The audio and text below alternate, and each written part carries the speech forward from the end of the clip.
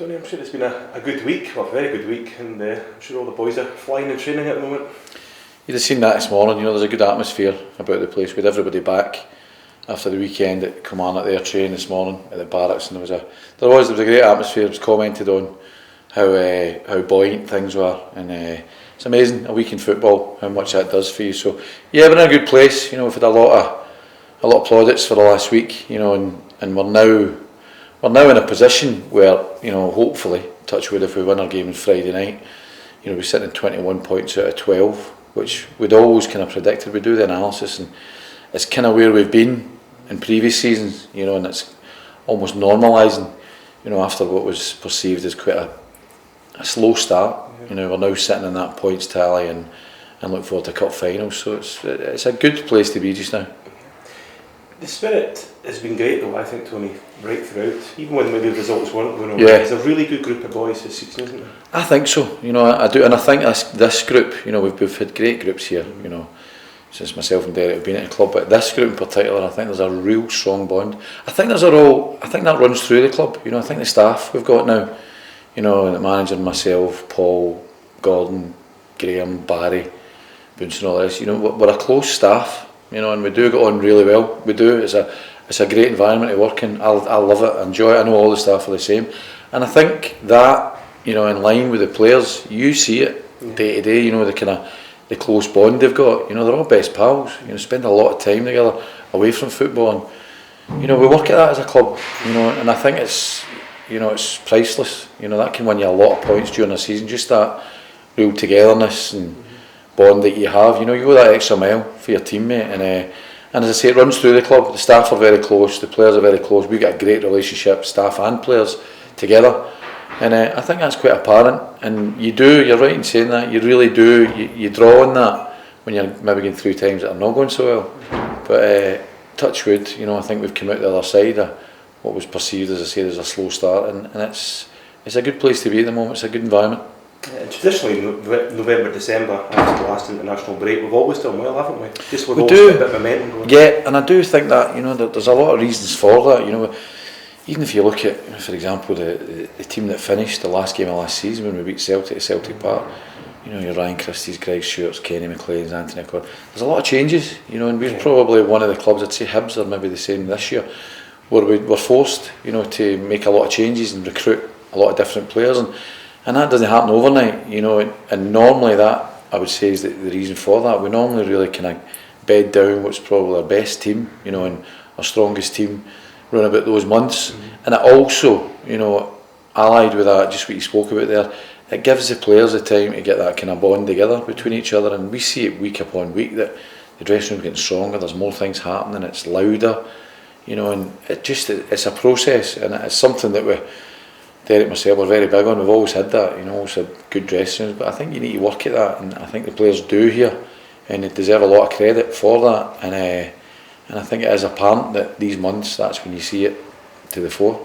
But this group, it's quite a young group, Tony, as well, isn't it? Yeah. But one thing, I've spent a bit of time with Lewis and Mickey Devlin, there's a really good mentality amongst these boys, isn't it? Yeah. And it really started, and that's really come before this last week. Aye, and it's part of the recruitment, that we do at the club as well. It's not just looking at individual players if they're good footballers. Of course they've got ability, but we need to look at them and judge them in the environment we've already got and see if they're going to be good coming into that environment. And you see that a lot of our players that we've signed have been captains, like Mikey Devlin, Graham Shinnie, Kenny, of previous teams. Fergie's another one with that mentality, and it's important when you come into an Aberdeen dressing room, you need to have a strong mentality, because the expectation levels there, the demands are there. So once we get them all together, that's when you then see they bounce off one another, and we get that kind of strong mentality throughout the team. You mentioned about set plays, because I know how much time you spend in them. So you must have had a lot of satisfaction, not just with the semi-final goal, but also Graham Shinnie's winning against Hamilton and also lose the free kick. But I mean, you spend a lot of time on that, don't you?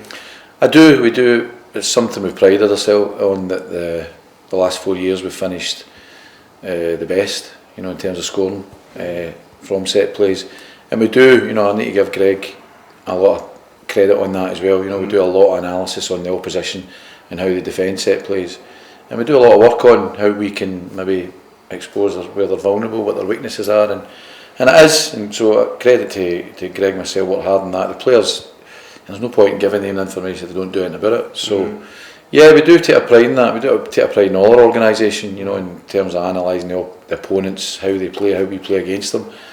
Myself and the manager are very big on that, and set plays is a big part of that. And yeah, and it's hard work, but it's worth it when they go in.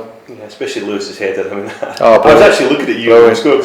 Set piece. Brilliant. Yeah, it was great. It's just, and I get it goes back to. I mean, I think Fergie deserves a lot of praise for that, because that's down to mentality. There's a ball coming in that box, and if you see Mikey's behind him and Mikey's coming in, and Fergie's got no other thought there than I'm scoring. Yeah. You know, and that's a strong mentality to do that in that big a game. Yeah.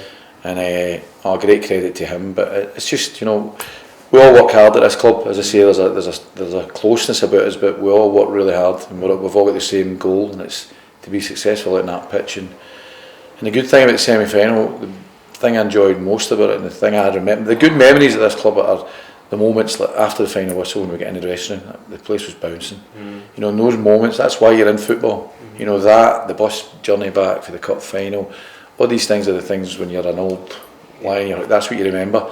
And we had a moment after the semi-final bouncing in that dressing room, and hopefully we can have another one. Did you pick the tunes?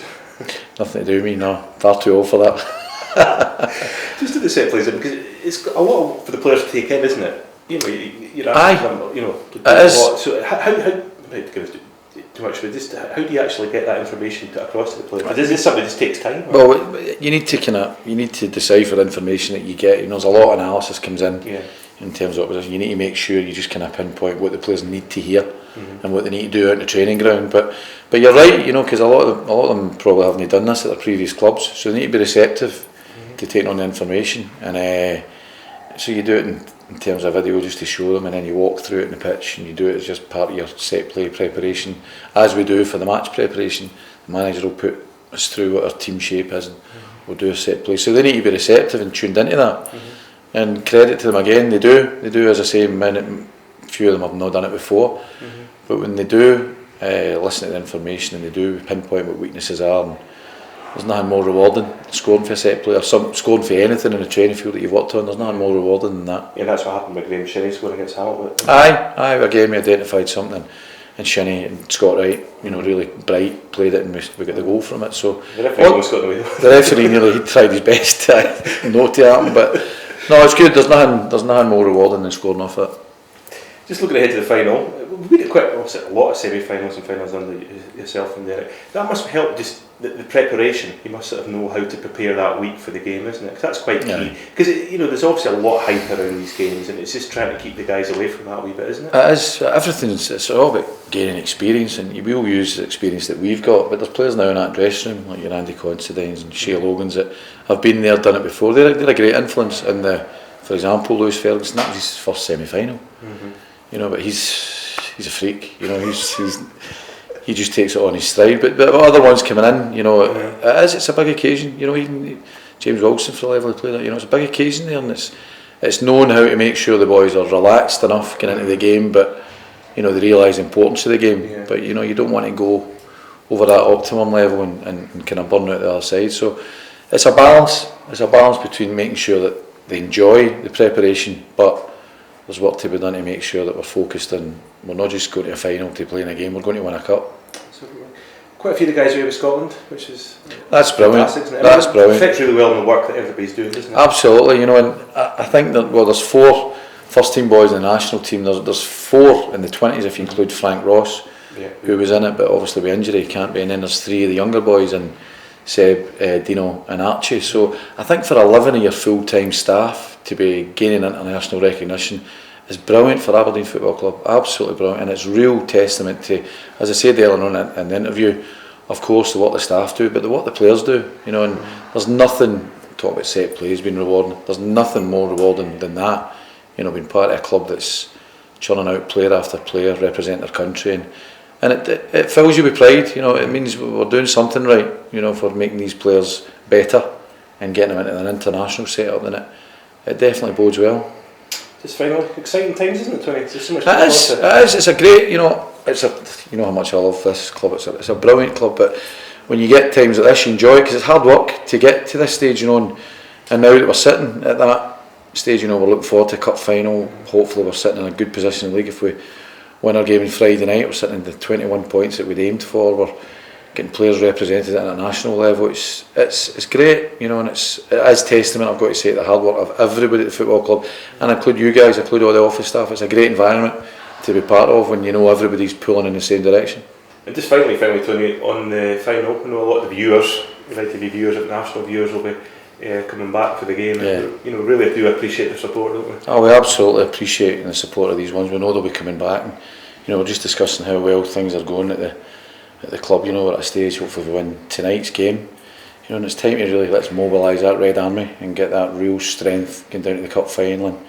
And the ones that you're mentioning, how much we appreciate, you know, their loyalty and the fact that they'll be coming back to watch these games, and a lot of these interviews we put out to them to show just how much appreciation there is. So let's just be strong, you know, as a Red Army, and go down to Glasgow for this cup final and make sure we make our presence felt. Because even the semi-final, even though we had half of them were going to take for the final, they were fantastic, weren't they? They were outstanding, and there's no, you know, the banner that they put out, there's no truer words were said, and it was brilliant after winning the game. We came in the Monday morning, and the banner's outside Pittodrie, and it was brilliant.